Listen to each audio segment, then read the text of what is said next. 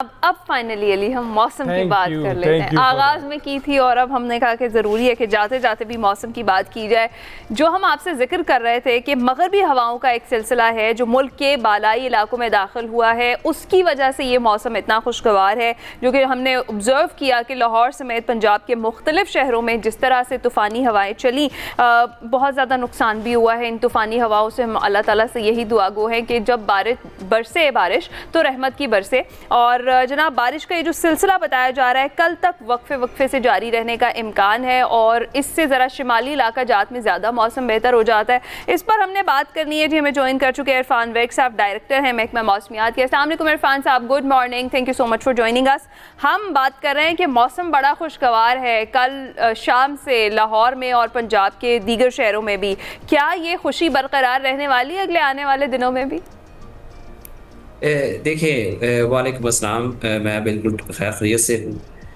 अब अगर बात करें मौसम की, तो आपने जो कहा लाहौर का कि आगे खुशी बरकरार रहेगी या नहीं रहेगी, गर्मी रहे, हर इंसान जहाँ जहाँ है वो यही सोच रहा होता है कि जैसे गंदम जो काट रहे हैं वो कहते हैं कि अल्लाह करे बारिश ना हो। हाँ। तो मैं ये बताता चलूँ कि जो लाहौर में है ये अगले 2 रोज तक तो मौसम ठीक रहेगा, लेकिन उसके बाद दोबारा से जो है ना वो गर्मी जो है ना वो आगाज हो ओहो। जाएगा। इसके अलावा जो पंजाब के दूसरे इलाके हैं, बलाई पंजाब के इलाके, शुमाल मशरकी पंजाब के इलाके, जिसमें हाफसाबाद, गुजरांवाला, नारोवाल, गुजरात, मंडी बहाउदी, इसके अलावा फैसलाबाद, शेखपुरा के इलाकों में भी जो है ना वो आंधी के साथ मजीद बारिश अगले 24 से 48 घंटे में है जी। राइट। तो इरफान साहब, वैसे कराची की क्या सूरत हाल रहेगी, सिंध की क्या सूरत हाल रहेगी? देखिए, कराची में तो मौसम जो है वो अब, क्योंकि इतनी ज़्यादा तो हीटिंग ऐसा जो पिछले दिनों में गई थी अब वैसी तो नहीं है, तो वो के टेम्परेचर वहाँ पर ज़्यादा ही रहेगा और गर्मी तो वहाँ पर होगी, लेकिन वो जो कैफियत थी जो पिछले दिनों में हुई थी वो अभी ऐसा नहीं है। अगले 2 रोज़ में जो है वहाँ पर भी मौसम बेहतर ही रहेगा जी।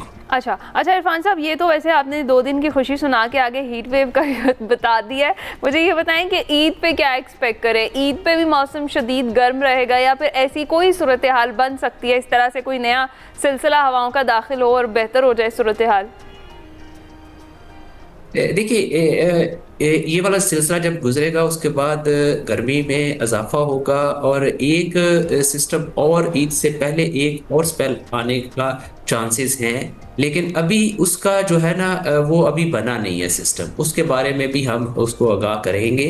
ताहम जो अभी फिलवक्त जो लग रहा है कि ये वाला सिस्टम गुजर गया, उसके बाद गर्मी बढ़ेगी, जैसे जैसे ईद के करीब आप आएंगे तो उसमें भी उन दिनों में भी गर्मी लग रही है। राइट। तो इरफान साहब, ये जो छोटे छोटे से पैचेस आते हैं जिसमें सिस्टम दाखिल होते हैं और सिस्टम डेवलप होते हैं, इनको क्या कहते हैं? ये क्या फिनोमेना है कि जिस तरह से हमें गर्मी आते हुए बहुत सारे औकात में ऐसे लगता है कि एकदम से इतनी सर्दी आ जाती है कि लोग लिहाफ फिर से लेना शुरू कर देते हैं, जिस तरह की कल रात थी, बहुत तेज़ हवा चल रही थी, बहुत ठंडी हवा चल रही थी।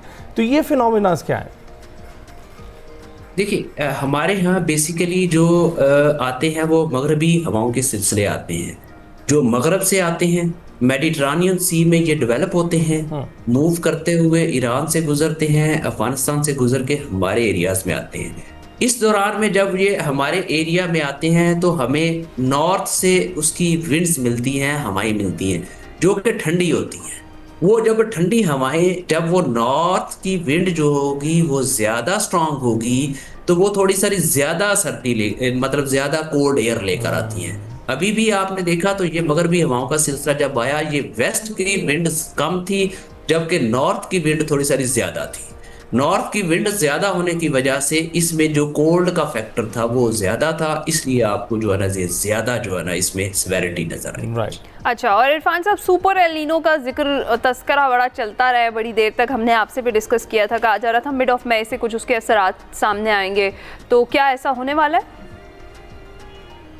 देखिए, सुपर अल्नीनो, एक तो मैं ये टर्मिनोलॉजी की ज़रा दुरुस्तगी कर दूं जी कि जो वर्ल्ड मेट्रोलॉजिकल ऑर्गेनाइजेशन की डिक्शनरी में सुपर अल्नीनो की टर्मिनोलॉजी नहीं है।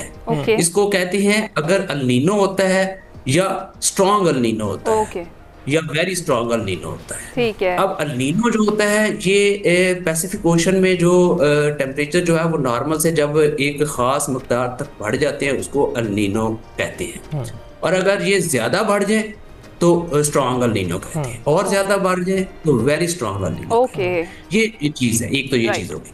अब इसका असर क्या होता है, इसका इफेक्ट ये है कि ये दुनिया के मुख्तलिफ इलाकों में मुख्तलिफ पैटर्न्स के तहत चलते हैं। साउथ एशिया में अमूमन जो है, ये पाकिस्तान में भी अमूमन जो है, मानसून में जो बारिशें होती हैं अगर वो अल नीनो डेवलप हो जाए तो वो मानसून में बारिशें सप्रेस हो जाती हैं, मानसून में बारिशें कदरे कम होती हैं। बिल्कुल ठीक है इरफान साहब, बहुत बहुत शुक्रिया हमें जो मौसम की सूरत हाल है उससे आगाह करने के लिए। और सुपर कहें स्ट्रॉन्ग कहें, बात तो डिसाइडेड है कि अगर एल नीनो आया तो बहुत सख्त गर्मी आने वाली है। जी हाँ, इसी के साथ जनाब आपसे चाहेंगे इजाजत, मुलाकात होगी कल, अपना ख्याल रखिएगा, फीडबैक जरूर दीजिएगा। अल्लाह हाफ़िज़।